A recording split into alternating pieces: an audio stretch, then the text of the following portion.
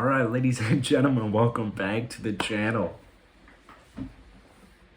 Look at where we are, baby. We got the face cam up and live for you. I just finished watching the second half of this Los Angeles Lakers game, and I gotta tell you, it's tough, man. It's tough for the Lakers. I will not complain. I will not lie to you.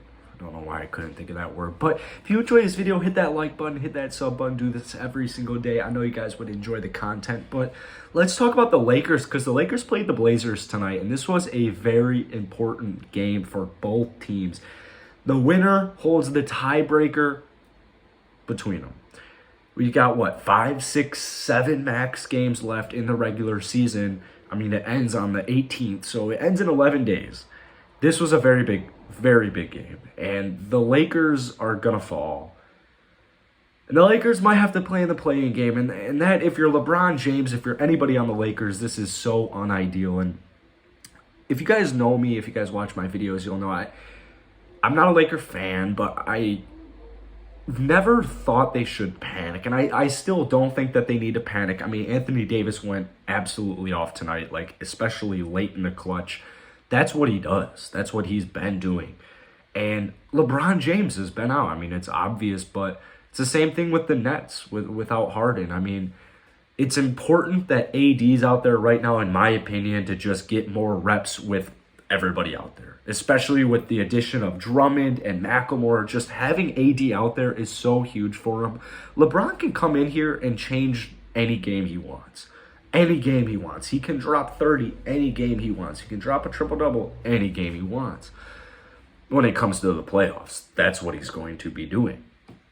If you throw in LeBron in a game like this, it was very high intensity. This game was very high intensity. I mean, it should. It's playoff implications. It's playoff speed. Playoffs are next week.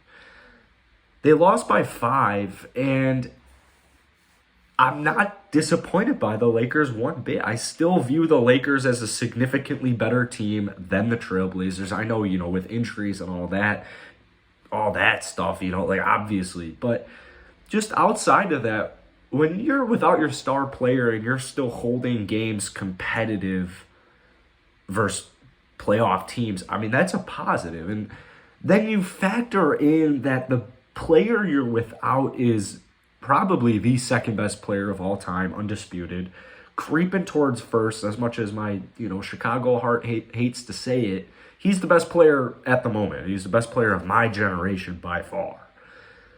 You throw him in here in this game, and it's so different. You know what I'm saying? It's just a completely different game. And so no matter who the Lakers play, no matter who the Lakers beat, no matter who the Lakers lose to, whether it's the Blazers, the Clippers, the Suns, the Jazz, the Bulls, they could get blown out by the Bulls by 58 points. LeBron James not in the game. He's not even playing. I'm not even a Laker fan, dude. Just, be real. LeBron James isn't even in these games. So, with that being said, being in the play-in game is not good. It is not good at all. And it's more so, I think that personally LeBron and the Lakers are going to get back to the finals. That's just what LeBron does. That's what the Lakers do at the same time as well. And LeBron's been doing this in his entire NBA career, just ruining other teams' aspirations. And I think they'll get it there this year. But even if not, no matter where they get to, if you're in the play-in game, whether you make the finals, you make the conference finals, you lose first round, being in that play-in game, it's so not ideal. And obviously last year was the first year that the play-in was introduced. Hopefully this is the last year it will be implemented, because not a fan. I agree with LeBron. I agree with Mark Cuban. I agree with all these. This isn't basketball. This isn't playoff basketball, like play-in games. I understand both sides, but if it ain't broke, don't fix it. Personally, I think this just ruins the tradition and the history of the NBA playoffs. That's just my opinion. But I forget how many days off it is, but it's essentially a week off if you're not in the play. It's essentially a week off. And with LeBron James, Anthony Davis, just everything going on with the Lakers, with everything going on in the NBA, especially LeBron James trying to get healthy and AD just coming back, the Lakers really need it. They really, really, really need to be a top 6 team in the NBA or in the West. In the West, they need to be a top 6 team. That's just what needs to happen. You're going to get fatigued no matter how you look at it. You could be the 73-9 Golden State Warriors. 73-9 Golden State Warriors. If you have to play, imagine the 73-9 Golden State Warriors had to play like a week extra of NBA basketball. Like that the playoffs are going to be different. They're going to be different. They're going to be different. It's so unideal. If anybody can do it, it's LeBron, but you've got these lingering injuries going on, and it's just that ain't it. That ain't it. So let's take a look at these box scores. Turnovers. Why are the Lakers so sloppy? They're so sloppy without LeBron. They're sloppy with LeBron. They're just a very sloppy team. They got to really get that going. Whenever I watch the Lakers, I focus on two things. I've been doing this pretty much the entire season. Turnovers, that's the main thing. And then number 2 is three-point shooting. When they went out and got Ben McLemore, I thought that was huge. I thought that was absolutely huge. You guys know it if you watch my videos, my Laker videos, my Rockets videos. The Lakers getting Ben McLemore is huge, and it will be huge later on, if it's not huge already. But tonight, just 36.7% from deep. I mean, it makes sense. They only scored 101 points. Can't be assuming that they're going to be doing that well. So immediately from when I started watching this game, I was not struck by Caruso, but I mean, Caruso 18-6 tonight, very efficient, 8-16 shooting. I mean, defensively, he's just a menace. The dude's a menace when it comes to non-statistical play. Just an absolute menace. KCP had a solid game for us as well, but I mean, I just said us, bro. I'm not a Laker fan. I have that. My Rocket boys, they watch my Laker videos, they watch my Bulls videos, they watch whatever team video I'm covering, and they hear me say us, and it's like, it's just a habit. I'm sorry. It's literally a habit. But LeBron, Anthony Davis tonight, 36, 12, and 5 on 12 of 23 shooting, 2 of 3 from deep. Anthony Davis is back. He is back. And God, I hate this. This is so huge for him.